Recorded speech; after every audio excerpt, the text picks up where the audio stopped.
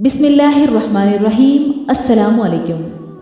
हज़रत आयशा सिद्दीक़ा रज़ी अल्लाह ताला अन्हा फरमाती हैं कि हज़रत फ़ातिमा ज़ुहरा आईं और उनका चलना हूबहू हुज़ूर नबी अकरम सल्लल्लाहु अलैहि वसल्लम के चलने जैसा था।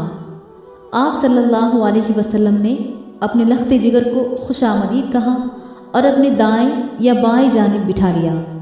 फिर चुपके चुपके उनसे कोई बात कही तो वो रोने लगी। मैंने उनसे पूछा कि क्यों रो रही है।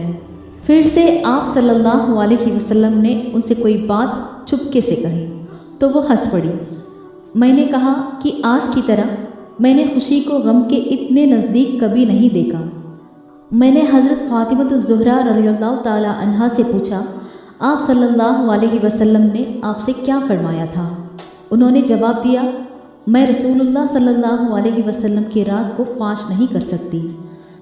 जब हुजूर नबी अकरम सल्लल्लाहु अलैहि वसल्लम का विसाल हो गया तो मैंने उनसे उस बारे में फिर से पूछा तो उन्होंने जवाब दिया, आप सल्लल्लाहु अलैहि वसल्लम ने मुझसे सरगोशी की कि जिब्राइल अलैहिस्सलाम मेरे साथ कुरान करीम का एक बार दौर किया करते थे, लेकिन इस साल 2 मरतबा किया है। मुझे यकीन है कि मेरा आखिरी वक्त आ पहुँचा है और बेशक मेरे घर वालों में से तुम हो जो सबसे पहले मुझसे आ मिलोगे। इस बात ने मुझे रुलाया।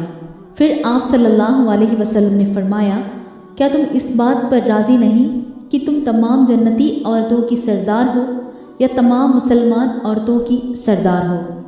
इस बात पर मैं हंस पड़ी।